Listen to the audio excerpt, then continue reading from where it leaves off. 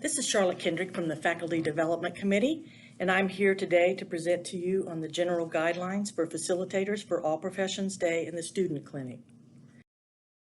David Sibbett said that facilitation is the art of leading people through processes toward agreed upon objectives in a manner that encourages participation, ownership, and creativity from all involved. Be aware of your facilitation style. Your style will have an impact on the group. If you are active, being enthusiastic and stimulating is helpful, but it can be distracting if you talk too much or offer your own opinions too often. On the other hand, being passive gives the group a feeling of control, but the lack of direction can at times make the group seem aimless. The point being to just be aware that how you are affects the group. Prepare for the 4 stages of group work and be aware that issues may arise at any stage, from defining the purpose and stating it all the way through wrap-up. Be aware of the psychology of groups, even in ad hoc ones. There's pressure to conform, leadership struggles, and the members will take on roles such as leader, joker, or adversary. Remind the group of their common purpose and goals. Help the groups establish ground rules. Is there clear communication between the members? How are they going to make decisions? Has the group established agreed upon goals? Discuss a conflict resolution process with them. Even though this is a training experience, it mirrors what they may encounter in a clinic or hospital setting. Who is ultimately in charge? Make sure they acknowledge the power differential in the team. Help them separate their position, what do they want, from their interest. Why do they want this?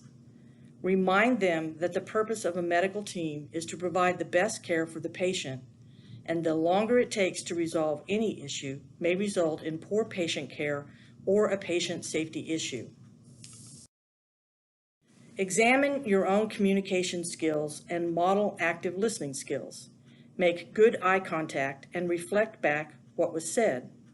Ask questions to help facilitate the conversation. Ask open-ended and clarifying questions, or ask a group member to provide an example of a statement they have made. Manage the time. If a group member is stuck on an issue, remind them of the need to come to a decision. Help the group decide on a decision-making process, because most often there is not the time to come to a complete consensus. Suggest to them a modified consensus process where everyone agrees on a decision that they can live with, even if it is not their first choice. Be ready and able to handle common problems, such as lack of energy or interest. You may need to increase your own energy or alter your tone.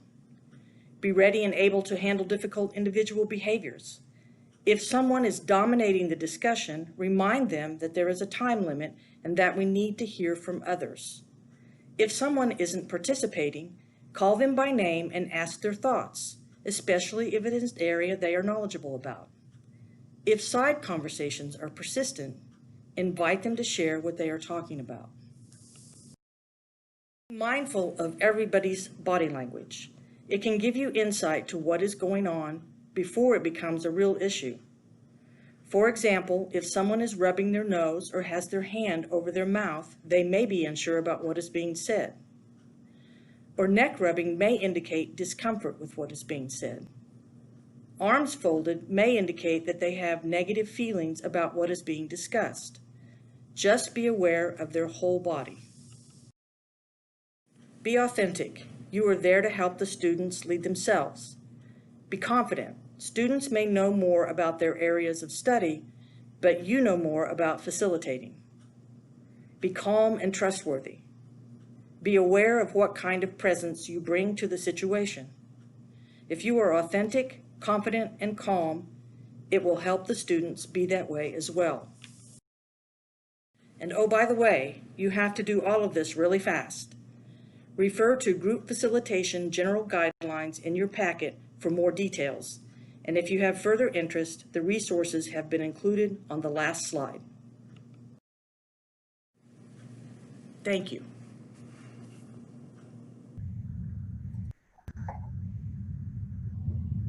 I'm Professor Denise Bender, your Master of Ceremonies for today's event, All Professions Day 1. Today's event is sponsored by the OUHSC Interprofessional Educators and Practitioners Association, or IEPA, as you will hear it called today. I am the Program Director for the Doctor of Physical Therapy program in the College of Allied Health, and also have the honor to serve as the immediate past chair of the IEPA Executive Council, as well as co-chair of the Curriculum Committee. Welcome. We are so glad that you've joined us. Let's begin today with a bit of background and context. We use a number of acronyms such as APD and IPE, but what do they mean and why are we saying them? So what is APD? Well, APD, or All Professions Day, is our campus-wide introductory event intended to bring together early career learners for a basic introduction to the national IPEC competencies, which we'll describe a bit further in a moment.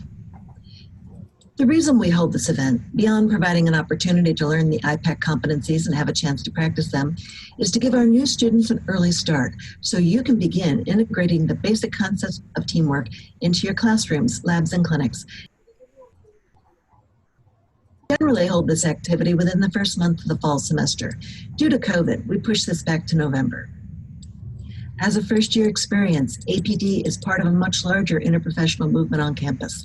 Today is merely your first introduction. After APD, and in the years ahead, you will have opportunities to participate in IPE simulations, clinical and practicum experiences, various seminars and electives, and ultimately, a few of you may choose to complete the synthesis component. While delivering these experiences, we are also committed to diversity, equity, and inclusion. Our campus-wide experiences are organized under the umbrella referred to as the Unity Series. Unity represents our collaboration with other campus partners, such as the Office of Diversity, Equity, and Inclusion, and the Office of Student Affairs. Together provide continuous learning experiences with multiple chances for you to be engaged, both with healthcare teams and with our community. The year ahead, for example, has many options available, from our seminar series in mindfulness, the Unity Clinic, the Great Symposium, IPE Week, Unity in Health, Bridges to Access, or our upcoming student-led initiatives. You'll have many opportunities to plug into our campus-wide IPE activities. And for those of you who complete the many areas of the IPE curriculum, you will be eligible to have a transcript notation added for interprofessional education. This is intended to ensure that our graduates have a unique and distinctive notation that can be listed on your resumes and CVs and discussed during interviews when you are asked that basic question of, so what experience do you have in working with teams?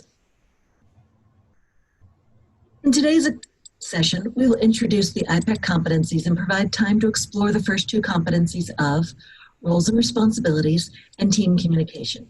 Today begins with a breakout session icebreaker, offering a chance for you to interact with your small team and get to know each other. That activity is followed by a chance to practice team communication again in the breakout room and to learn a little bit about yourself. This will feature live voting. After a short debriefing, we will switch to a more serious note. Teams will work together in their breakout rooms to discuss the case of a visitor on campus who is seeking assistance from our healthcare community. Please note that we will stay on schedule to bring everyone back to the main group for instructions, followed by small group discussions. We should conclude this entire activity within 2 hours.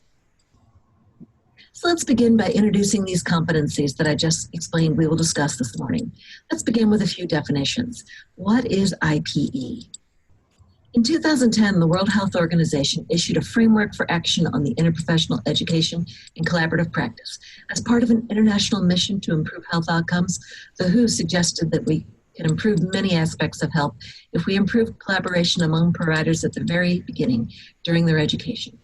They define interprofessional education, known as IPE, as occurring when students from 2 or more professions learn about, from, and with each other. In 2009, the National Educational Accreditation Bodies formed the Interprofessional Education Collaborative, or as we know it, IPEC. In 2011, IPEC released the IPEC Core Competencies for Interprofessional Collaborative Care, what we will refer to often as the IPEC Competencies.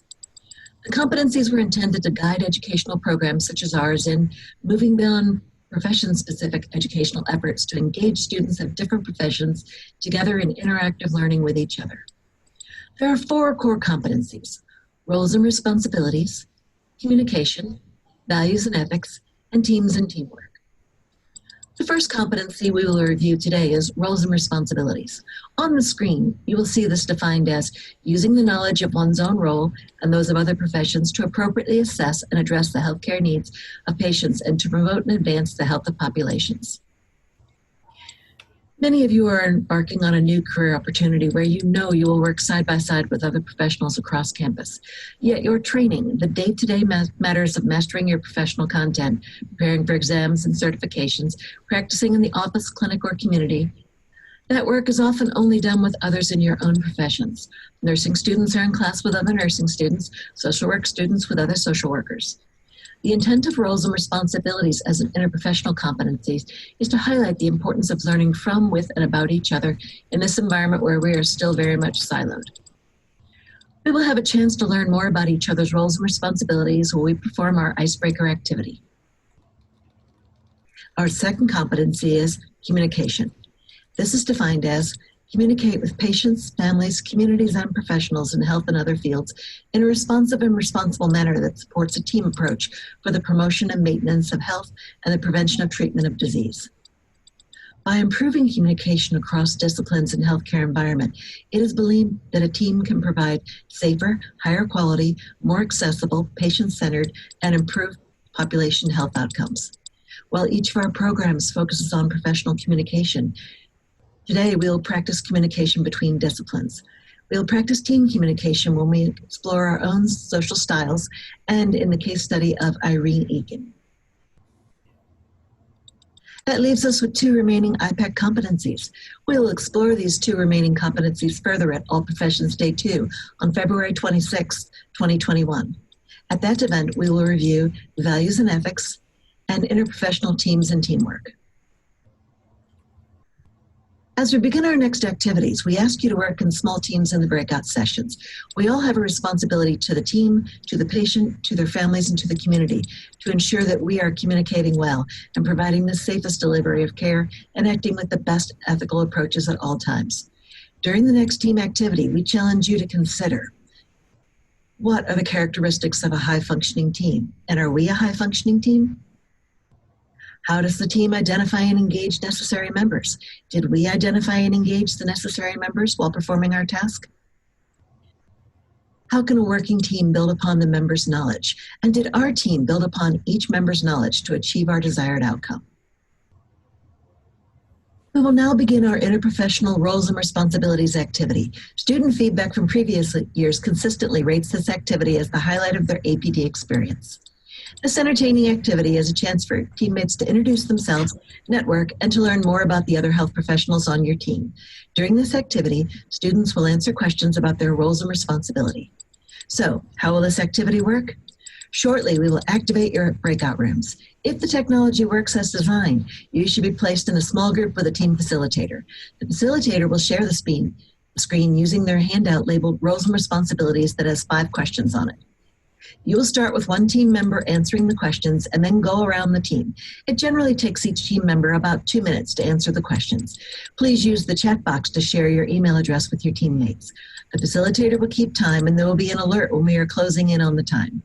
At the end, you will automatically be returned to the main group for your next set of instructions. Let's get started. Okay, so we will place you in the breakout rooms now for 3 minutes. So we will go ahead and move to video 2. Thank you guys. Today, you've had a chance to know a little bit about each other. While it's great to get to know a group of new people, you still may be feeling a little anxious. Change can produce anxiousness, and you've been experiencing a lot of change lately. You've just started a new school during a global pandemic. You've just formed a new interprofessional team, and you've just met some new people. You may be wondering, how do I fit in? How can I speak up? What is my role in the group? And are we going to get along? You're going to be asked to work together in this group and many other groups during your time here at OUHSC. One of the specific challenges of working in a team is understanding how to work effectively with different styles of people. As the saying goes, more people, more problems. Why is that? What is it about people that tends to create problems? Or as I like to call them, opportunities to be solved. The majority of the people important to your happiness and success are substantially different from you in how they may approach problems, approach people, deal with feelings, take risks, resolve challenges, use their time, collect information, and react to conflict. Theodore Roosevelt once said, the single most important ingredient in the formula of success is knowing how to get along with people. One tool to help you get along with people is social style. The social style model is an instrument that helps people to better understand and work with others through appreciation of their basic decision-making and control needs.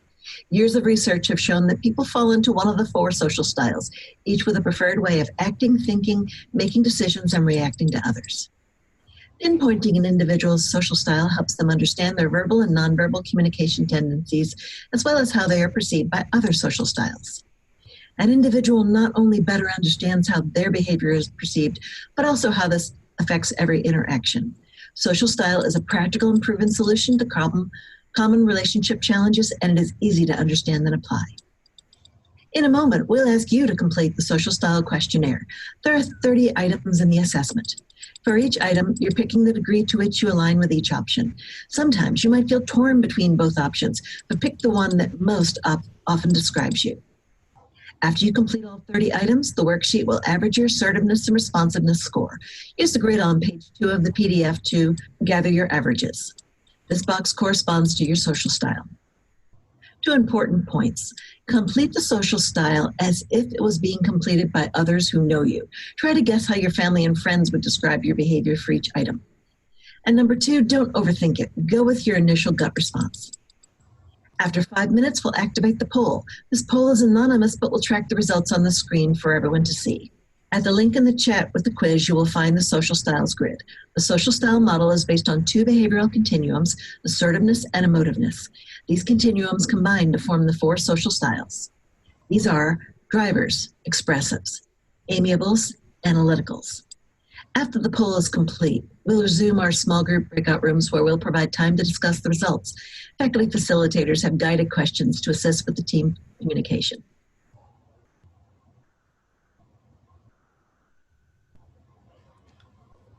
Okay, can y'all do me a favor and see if you're able to pull up that PDF, okay? Off of this slide here? I have it linked in the chat, but yeah, it's the same URL if you'd rather just type it in. No, I'm already so lost. Okay, here in the chat. Yes, Sarah, it worked from the chat. Okay, perfect. That is good. And then I'm gonna go ahead and launch the poll. And if you know your social style, go ahead and put it in. But if not, just pick one for me. Okay, social style. So do we close this now, this social styles thing? Yeah. Okay, it worked. Perfect. Thank you. Sarah, will each student have their own copy of the assessment? Yeah, so basically it'll give them a PDF and the PDF is reactive so they can put in their, like pick each bubble and it'll tally their score for them. So A little trouble using the link in the chat, actually. No, it's not clicking.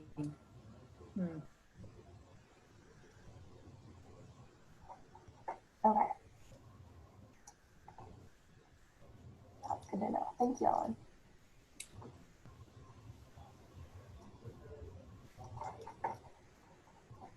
Alrighty, I'll go ahead and end the poll. And can you all see the poll results okay? yes. Perfect. Yes. Awesome. So go ahead and do that. And then from there, we'll move back into our breakout groups. And we'll just go there for a minute or so. And Sarah, we don't have to share the poll, right? That will appear on all student screens? Yep, yeah, so that'll be shared from my end. Perfect. But we do share the tiny link, the URL thing we just looked at. Yeah, so basically all of your students should be able to pull up the tiny URL and that will give them their social styles test. And then in the handouts that I'll send to you guys, there will be the social styles grid that has those 4 boxes explaining what are the traits of each social style, and that'll be something to share with your group in the breakout room. Okay. Alrighty, so. Sarah, I already have another question. The screen saved share thing that you gave us come up with the students. It's got about 6 pages long. Mm-hmm. What are we supposed to do with that now? And when do we go over that? So you really don't have to worry about that one. So I'll have just a singular page that I'll need you to share with the students. Oh. And so this is basically, this one has the social styles test in it. And so this will be more student facing. And then I'll have a singular one that just has. The next page is the square boxes, highly assertive, lowest, that thing. So it'll the be next page, dominant scale. Yeah, so it'll look the closest to page 6 of that. 6.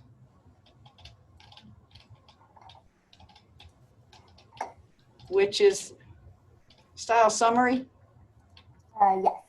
Okay. So that thing we will talk to them about? Mm-hmm. Yeah, so they'll discuss their social styles and how that interacts with the styles of other students in the group. And when do we do that? Before the polling thing comes out, or? That'll be after the polling. So we'll do after the polling thing. Same way the video works. So we do the second video that introduces social styles, and then we'll do the polling, and then you'll go into your breakout room, and that'll be when you screen share. Ah, okay. Perfect. And then the breakout rooms will close, and then we'll come back for video 3. Okay. Sarah, if someone ends up attending on their phone because their computer or tablet's not working, will they be able to access the polls from their phone while they're linked together? I think they should be able to, but I haven't actually tested polls from mobile, so I'll do that after this. That's a great question. I think we have a few people who had to join by phone on this meeting. Did the polls come up? Oh, good idea. Yes, I'm actually seeing and able to do everything so far. So far so good from an iPhone. Do you have the polling app downloaded to your iPhone already, or are you just able to use it? I was just able to use it. So I have Zoom, the Zoom app on my phone, but it just popped up. I was able to look at it and see the results and everything. Okay. Awesome. Great to know. Thank you. Okay. So we will go through video 3, and so that is going to introduce Irene Egan, and then after that we would have a video of Irene, but that is being filmed on Friday. So I don't have that ready for you guys yet, so we'll just go through this last video and then we can talk through any questions and concerns that you have. Awesome, thank you. Perhaps the greatest strength of the social style model is that it's based on easily observable behaviors. As baseball great Yogi Berra said, so observe your team members' behavior to better understand their style. You see, style is constant. Over time, each person will show you their style. But while style is constant, behaviors can be changed. When people of different styles don't get along, the problem isn't incompatibility. The problem is usually inflexibility. Ultimately, the key to getting along with others is your willingness to flex your style, to temporarily adjust a few of your behaviors, and make the interaction more comfortable for others. We have to consider the other person, not just ourselves, which doesn't always come naturally to people. With an understanding of social styles, an intention to focus on others, and a commitment to practice changing our behaviors, we can all get along. Let's now transition to our final activity. We will be introduced to an OU Health patient, Ms. Irene Egan. Ms. Egan will share her story with us. After we watch her video, we'll break into our small group discussions again. Your facilitator will have a set of questions to consider regarding Irene's case. We ask that your small teams come to consensus on an answer. When we join back together in this large group session again, we'll have another poll for you to enter your answers.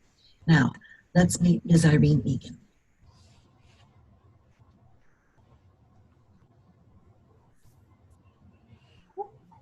Okay, so thank you guys for bearing with me and testing through all of that. This has been immensely useful on my end.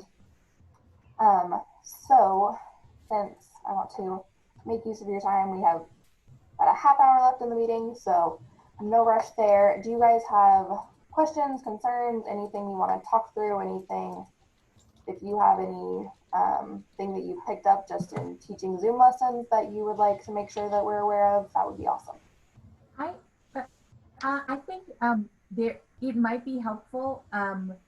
I'm trying to think, when you're in the breakout rooms, I think the chat resets, right? So your chat is within the breakout room, right? Is that correct? It might be helpful if there are links that, like, for some weird reason, I couldn't click on the link in the chat share, in the chat. It might be useful if I have those links also just in the manual that you're sending, so I have some way that I can put it in the chat within the breakout rooms. Your point, I can absolutely make sure that all of those links are itemized in the facilitator guide so that you can add them on your own. Thank you. Sarah, when we're in our breakout rooms with our groups, are we going to need to be able to project certain documents, etc.? Or are we expecting them to have all of that pulled up on their side? So kind of both.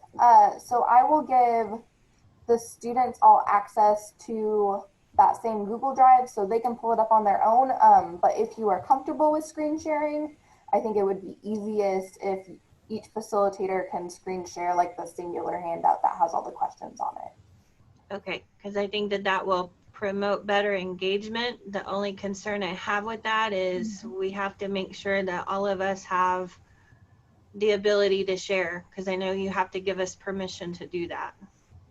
Oh, do you need permission in the breakout rooms? Yes. Okay, good to know. We tried it in our breakout rooms, and we each took turns sharing, and we were able to do it. Oh, okay, cool. Yeah, I would imagine just because it is broken out into the small group that you should have access, and I haven't seen anything within Zoom that it would be something I need to turn on or make available for you guys. So that's good to know. Ask you about timekeeping during the breakouts. Did you, so for the best strategy for timekeeping during the breakouts is, do you recommend that we use our Zoom clock? Should we just keep an eye on the time, or are you going to be broadcasting? Messages like 5 minutes to wrap up, or what were you sort of thinking about that? Yeah, so I was anticipating just managing it on my side. So I can push the notifications to the breakout rooms, and then it'll keep the same where you have like 60 seconds to close before everyone's pushed back into the main room. Does that work okay for you guys? That way you don't have to balance everything else while leading the conversation. And that's basically what we were just doing, where you said X number of seconds, and then we just, so the same thing, that works. Yeah, so that'll all be auto-generated for the most part. Yeah, I asked because in other large group workshops we've had, some workshops I've had, the main facilitator, like in Sarah's role, they will do like a broadcast thing, like rather than just like starting the, to closing the breakout rooms, they send out a broadcast like 5 minutes beforehand. I think it's a lot of additional workload probably on Sarah that's probably not necessary, but I just want to know sort of what the expectation was. Yeah, I'll, especially for the longer ones, like I know when we discussed the Irene Egan case, it's like a 20-minute breakout room. So I can definitely do like a 10-minute, 5-minute. That's super easy. Basically, I just put it in a chat and push it to everyone. So I can definitely make sure that that's there so you're aware of when you're being pulled back. That's awesome. Sarah, have we asked the students, if possible, to put their video on and to put their name at the bottom as well as their preferred pronouns? I haven't added the pronoun portion, but yeah, so in the first email that went out, I did ask them to kind of loosely dress similarly to what they would normally for APD, and that their video will be on. And then when everyone comes into the Zoom session, we'll have that like running slideshow with little like Zoom tips and reminders. So I'll make sure that it says to have the video on and ask them to change their name to list their pronouns. Thank you so much. I really appreciate you being here, and this has been immensely helpful on my end. So thank you. Thank you. Thank you. Take care. All right. Bye, guys.